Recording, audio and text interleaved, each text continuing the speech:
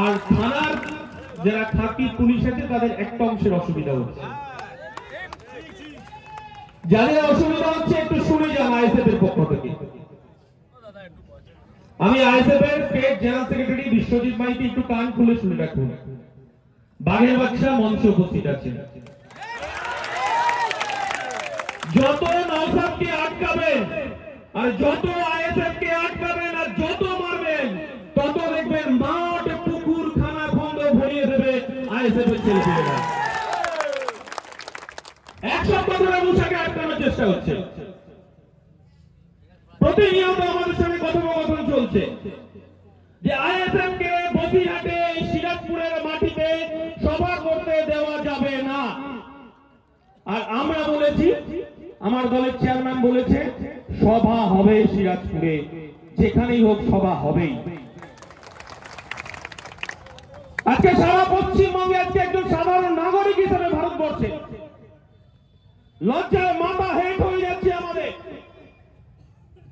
মাথা হেঁট হয়ে যাচ্ছে এই কারণেই যে আমাদের ভারতবর্ষে নতুন করে বলতে হচ্ছে আমি হিন্দু আপনি মুসলমান। নতুন করে আবার আমাদের ভারতবর্ষকে দুই ভাগে ভাগ করছে, যে একদিকে হিন্দুর ভারতবর্ষ একদিকে মুসলমানের ভারতবর্ষ। সংবিধানকে তারা মান্যতা দিতে চাইছে না। আজকে পশ্চিমবঙ্গে আজকে আপনারা জানেন অক্ষয় তৃতীয়া, এই অক্ষয় তৃতীয়াটা ভারতবর্ষে সেই 1992 সালের করাল ছায়া আবার আমরা দেখতে পাচ্ছি এই মমতা বন্দ্যোপাধ্যায়ের দৌলতে। অনেকেই ফোন করছে দীঘা থেকে, ঈদ শেষ হয়েছে, ঈদের পর অনেকে বেড়াতে গেছেন দীঘাতে, বলছে দাদা আমাদের হোটেলে ফতোয়া দিয়েছে কোনো মাছ মাংস খাওয়া যাবে না, দীঘার বাইরে বেরোনো যাবে না। আমরা বললাম আমার দলের পৃষ্ঠপোষক বলেছে মোরা এক বৃদ্ধে দুইটি কুসুম, হিন্দু মুসলমান, মুসলিম তার নয়নমণি হিন্দু তাহার প্রাণ।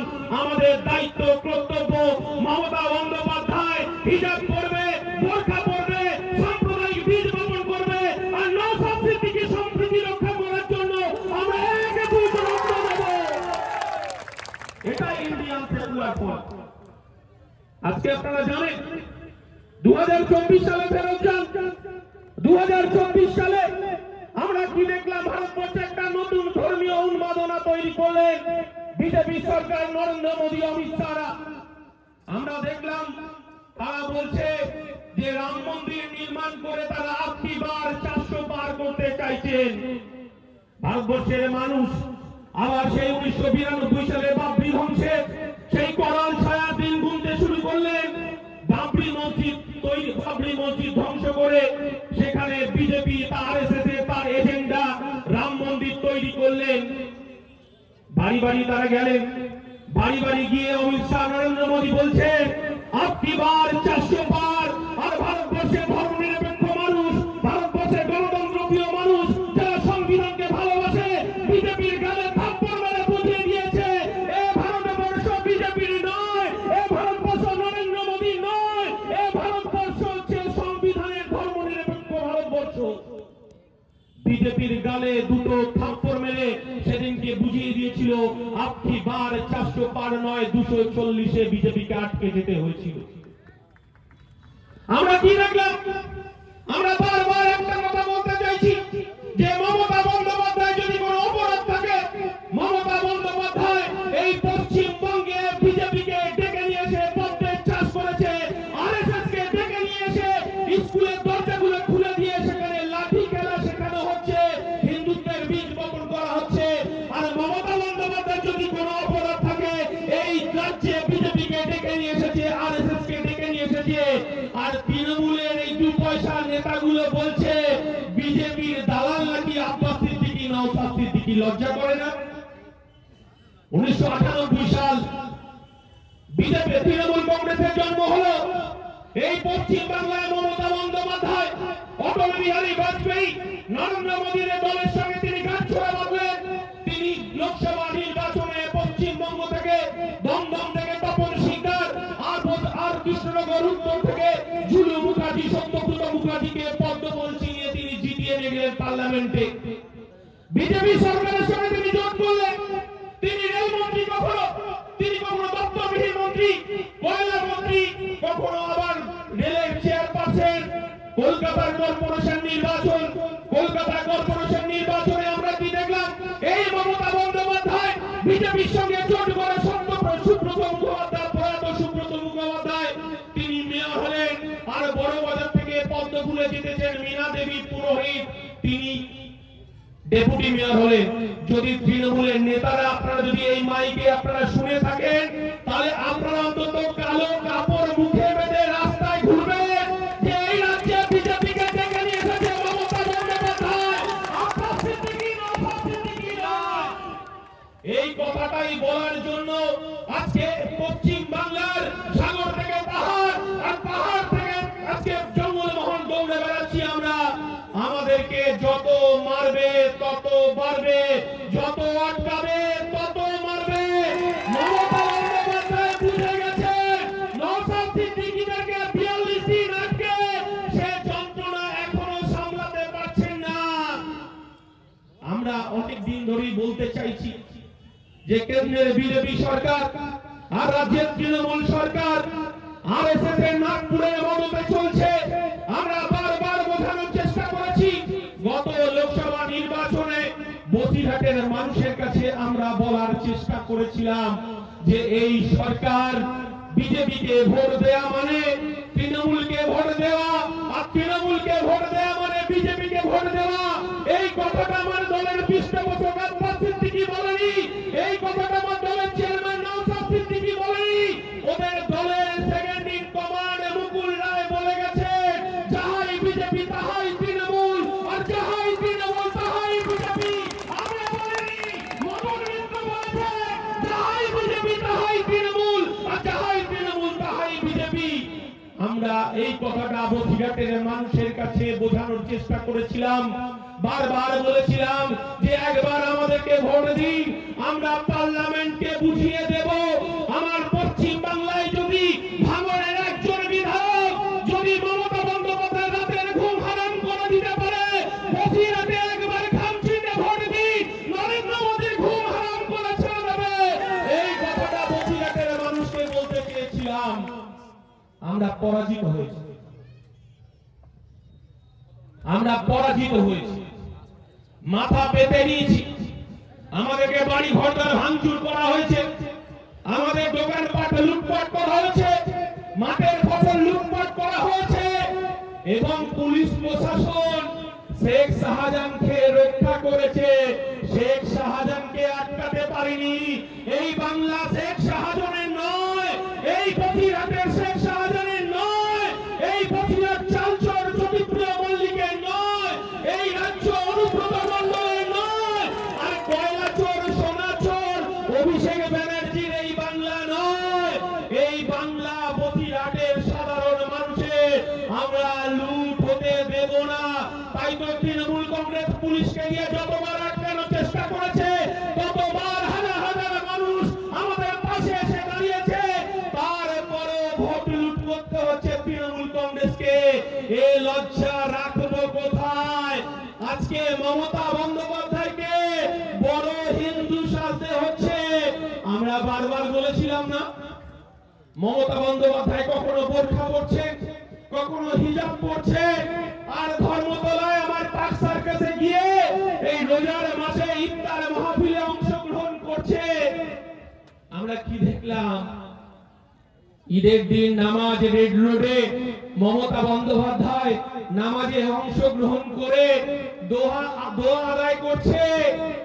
আমরা বলছি আপনি বোরখা পরুন, আপনি হিজাব পরুন, আপনি মুসলমান দরদি সাজুন, কিন্তু এই বাংলার মুসলমান সমাজ আপনার কাছে তো অনেক আশা করেছিল, আপনি তো পারলেন না।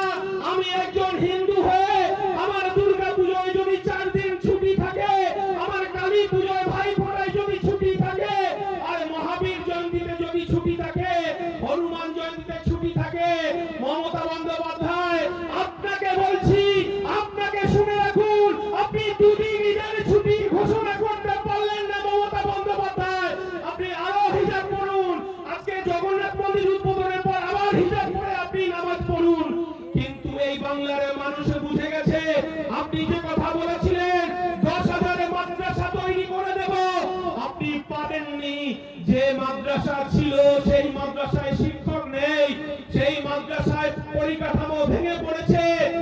আমরা বলতে চাইছি যে সমস্ত মাদ্রাসাগুলো আমাদের ঘরের ছেলে মেয়েরা পড়াশোনা করতো, রাতের বেলা থাকতো, তাদের খাওয়া জুটছে না। মমতা বন্দ্যোপাধ্যায় খাওয়া দিতে পারছেন না, কারণ 15 জন যদি স্টুডেন্ট আবাসিক থাকে সেখানে 150 ছাত্রের চাল ডালের হিসাব দেখিয়ে মমতা বন্দ্যোপাধ্যায়ের কাছে পাঠানো হচ্ছে। এটাই তৃণমূল কংগ্রেস, এরা চাল ডাল পর্যন্ত হজম করে ফেলছে। আপনারা জানেন আমফানের ট্রিপল চুরি করেছে তো জানেন।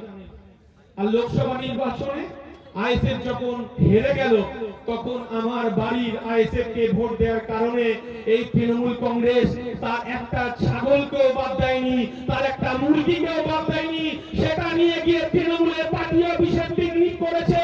এই বাংলার মানুষ প্রতিটা ইটের জবাব তৃণমূলের কাছ থেকে বুঝে নেবে। এই কথাটাই ইন্ডিয়ান সেকুলার ফ্রন্ট আমার বাঘের বাচ্চাটা এই কথাটাই বসিরহাটে বলতে এসেছে। আমরা বলতে চাইছি যে ওয়াকফ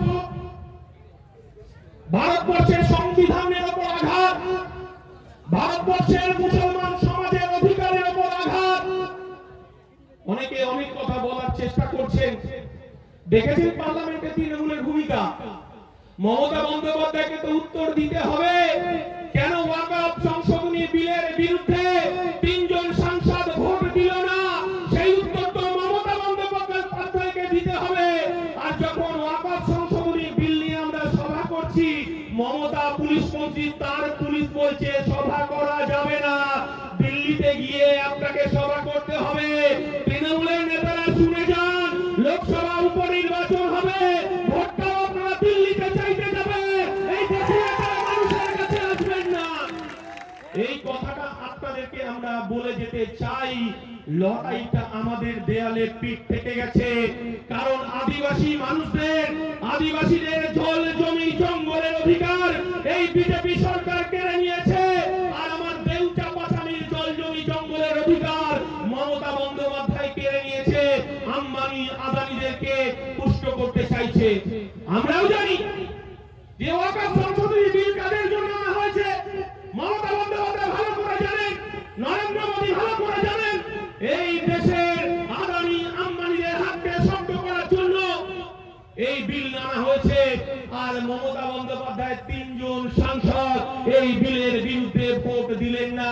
আর বসিরহাট মানুষের যিনি প্রতিনিধি করে পাঠিয়েছিলেন তার প্রয়াণ হওয়ার পরে বসিরহাটের মানুষ তার ইচ্ছা থাকলেও এই বিলের বিরুদ্ধে ভোট দিতে পারলেন না। আমরা গভীর সংকটে। এই বিজেপি জল জমি জঙ্গলের অধিকার কেড়েছে, এরপরে ওয়াকফের ওপর হাত দিয়েছে, এরপর আমাদের হিন্দুদের দেবত্ব সম্পত্তির ওপর হাত দেবে। কারণ আমার দেশের হিন্দুদের সব থেকে ধনী দেবতা আমরা জানি তিরুপতি তিরুবালার, তার ভান্ডারেও হাত বাড়িয়ে দিয়েছে অলরেডি। আমরা জানি এই বিজেপির লুটেরা সরকার। আমরা বলেছি যে বিজেপি তার সংখ্যাগরিষ্ঠতা খাটিয়ে তৃণমূলের সহযোগিতা নিয়ে পার্লামেন্টে, লোকসভায়, রাজ্যসভায় ওয়াকফ সংশোধনী বিল পাস করিয়ে নিয়েছে। আর আমার দলের একমাত্র বিধায়ক বলেছে আমরা এক বুক রক্ত দেব, আমরা সংশোধনী বিল আটকাবো। আমরা সুপ্রিম কোর্টে গিয়েছি। আর মমতা বন্দ্যোপাধ্যায় এই কলকাতায় দাঁড়িয়ে আমরা দেখতে পাচ্ছি বিজেপির সঙ্গে তাল মিলিয়ে জগন্নাথ মন্দিরের উদ্বোধন করছেন। এটাই হচ্ছে পার্থক্য। একটা সরকার মন্দির মসজিদ নিয়ে রাজনীতি করবে, তার কোষাগারের টাকা হিন্দু, মুসলমান, খ্রিস্টান, জৈন তাদের করের টাকায় মন্দির মসজিদ নির্মাণ করবে। আর আমার বেকার যুবকরা রাস্তায় পাটি হাতে ঘুরবে। আর 26,000 বেকারের চাকরি চলে গেল, তারা রাস্তায় তাদেরকে জুতো পেটা করছে এই সরকার।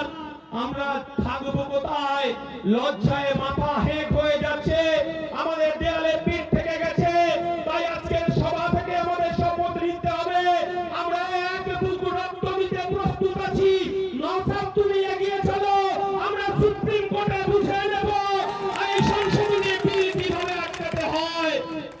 চেয়ারম্যানকে বসিয়ে রেখে বেশি কথা বলা ঠিক নয়, তাই আপনাদেরকে বলছি আগামী